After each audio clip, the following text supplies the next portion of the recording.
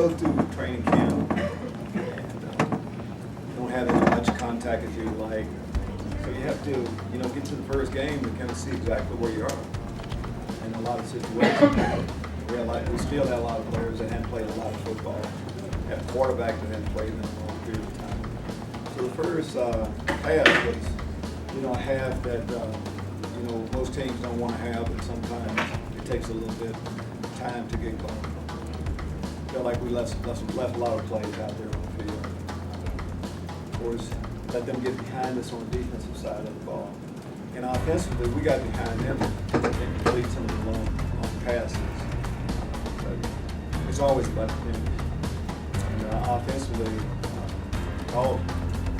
we knew we had a lot of weapons. I thought our offensive coaches gave the guys a chance to make plays.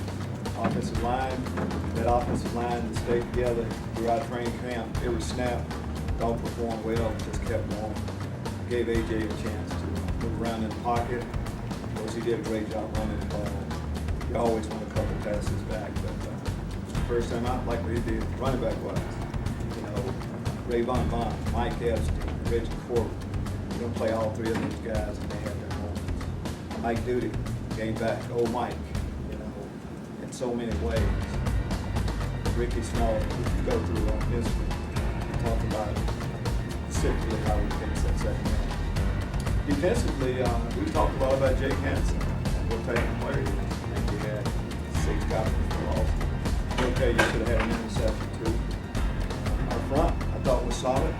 Our quarterback run really hurt us. We did a good job on third down, but fourth down killed us. Third down, we did on the defensive side, or third and long, which our defense should win. But in the end, it's always about takeaways. Second half, Quan Martin.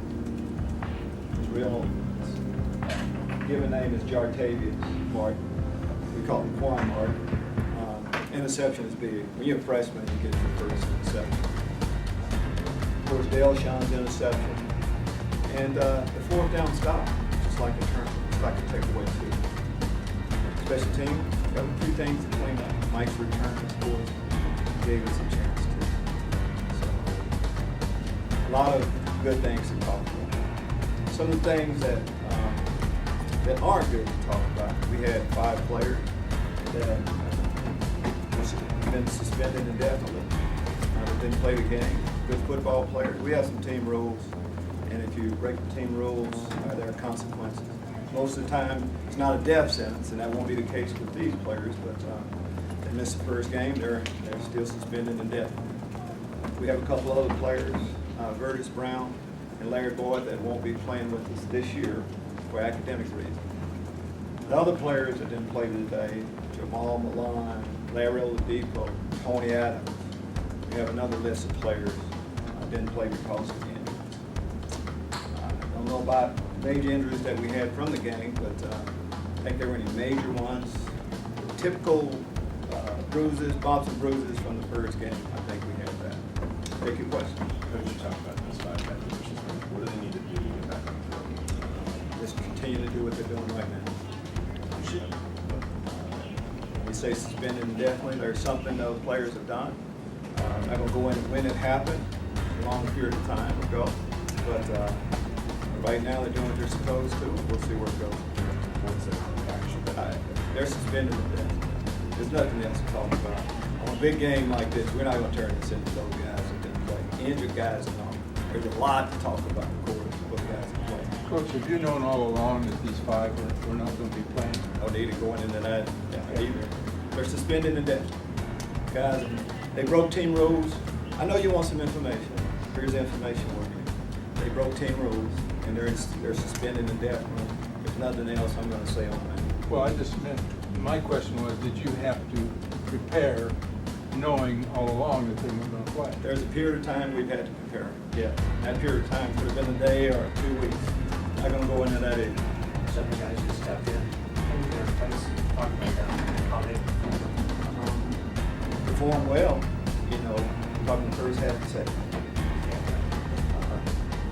We played some young defensive guys. We let them get behind us a couple times. We'd rather not happen. We lined up on. Some of the young players are going to have typical first game things well, and we'll do better next time. But I like the way the guys hung in there and fought. You know, I think they ran 84 plays. It's a lot of snaps too. So they fought through it all. Pleased with how they finished. What did you think? It's about the finish. We start the games that way too. We want to start fast, but it's always about the finish. When you're down to 14, we didn't have a choice. They had momentum. We knew that we were getting the ball to start the second half, and we knew that we had to score some points. So it was there for the offense. You got to score points. You got to score at least 14 more than they did. So defense, it was about taking the ball away, giving our offense opportunity. So there was a confident locker room at the half. We could play better than we had. What did you see from the offense in the second half that was different in terms of just tempo? You know, tempo, made plays, finished drive. They make some of the same mistakes we made in the first half. Things that all above. Again, when we got in position, we made the play this time. First half, I thought we were in position quite a few times, just didn't make the play. What did you think of your quarterback? Things you liked, and where would you like to see some improvement? Well, improvement, things we like first, just how you ran the show. Again, it's been a while since AJ played. He's a tough guy.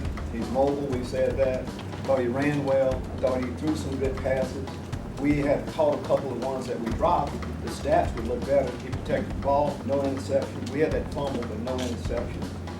I said it before. I buy into AJ Bush. What he needed to do is quarterback down by 14 points at the half. We needed to come back strong, and he led us back. Well, we talked about Calvin Avery and how he did on the defensive line. I'm anxious to see the video, but Calvin has been in rotation throughout training camp. You know, the red shirt plan, he's not a part of that red shirt group. He was a part of the core that we're going to play. As you can see, Calvin has a little bit of size, but we needed an anchor in there. So first game, I thought he did some good things. Is this a game, looking back at last year, maybe that if you were in the same situation, maybe number one, you guys just aren't? Well, I hope that's the case, since we're talking about this year's team and where we are. But you need to go through some tough moments. And maybe not right away, but that's good too, to see how we're going to react. And again, down to 14. You know, against a good offensive team, everybody felt like they had to do their job a lot more. That has to give you confidence. This game is about momentum. We have momentum going into another game next week against West Illini. Is a challenge. Woody Bear's a good football player. Came out and all top, 4 or 5 star recruit. A few things happened. We had to take a little different road to becoming a starting quarterback again, but you saw he can run the football, has a strong arm, good football. What do you feel like maybe did better in the second half, just stopping the run? I'm sorry? What do you feel you did better in the second half? I think the coach is going to say that we just kind of, you know, the first half, I thought we were in position. You know, missed tackles, missed opportunities. You just have to stay the course is what's a game plan. Keep pounding the rock. Sometimes mistakes happen. You just have to try, eventually keep going, keep playing hard. You can overcome that. Is that what you told them in the locker room? To stay the course? What was their demeanor like at half? There was a confident locker room. And I think it comes from being prepared and knowing it's about the finish, but knowing that we didn't play our best ball. We played our best ball and we were down to 14. That's different. But we knew that we left a lot of plays out there on the field. And if we all tighten up, I had to do a better job. Our coaches had to do a better job, and of course the players. Everybody took on their responsibility. You turned 5 guys on the offensive line. Just what did you think of their performance today? I thought, you know, of course you can't wait to see the video, but whenever you can run the ball like that and come back like that, the offensive line has to do their job. So normally you see how the team's doing. You can kind of tell how the defensive and offensive lines are playing. But they did pretty good. Did you use about the number of freshmen you caught today? Yes, we did. Just thinking about all of them that played. Yes. That's going into the game. We thought none of the freshmen that we played, we just all of a sudden said, hey, all right, I know you weren't ready, until you weren't going to play, you're ready to go. Now, we had that plan. All these guys have done something to show us that if needed, they were ready to contribute right away. What feel about Sundays, but Sam has had, first off, Sam has been healthy and he had a good training camp. His problem has been more staying on the field and fighting through injuries. Beyond that, he's a good matchup. One-on-one situation, he's a good size. He'll tell you there's a couple opportunities we left out there too that we'll get next time, like what Sam has done. When you went in the first half, some of those issues, do you have any like long-term concerns about some of that? I know you were to get momentum back and win, but is there anything that? Not at all. I mean, but we're gonna do everything that we did wrong, we're gonna try to correct. It's kind of simple as that, there's a lot of things. But you still have to, focus more on the positive. These same mistakes that we lost, we will be cleaning them up. It's a lot easier, of course, identifying those, in this situation. what's the team going to do before the games or after the football game? I've seen, my time in sport, I've seen I cannot think of a time where I've seen a team not be excited before a game. And a lot of times that's hot air. But I'm more interested in a team that's confident, that knows what they're doing. That'll get you through these situations. But game day, especially game day here in Champaign, the excitement that goes along with our band, with the crowd, that gets you pumped up. But then eventually you have to settle in, of course, to doing the job. But our team was pumped up like they are always.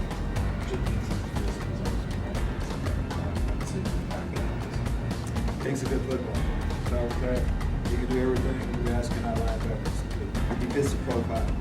He can play in space. He's a good tackler in open field. He dropped the ball today. He has good hands. He gets the coverage for a football jump.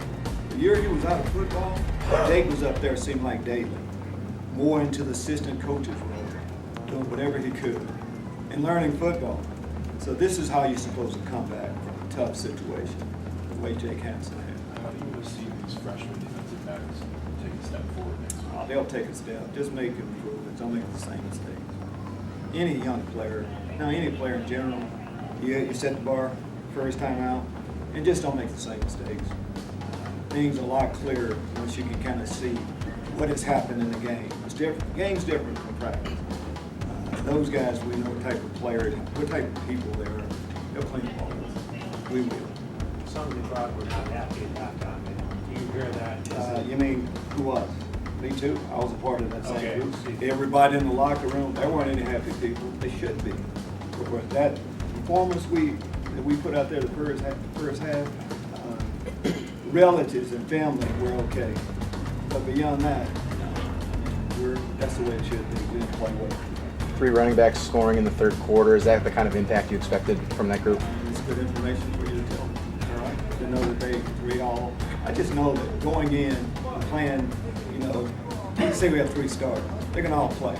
They know that. They cheer. They have a great room of cheering and helping each other out, and they all bring something unique to the table, to the field.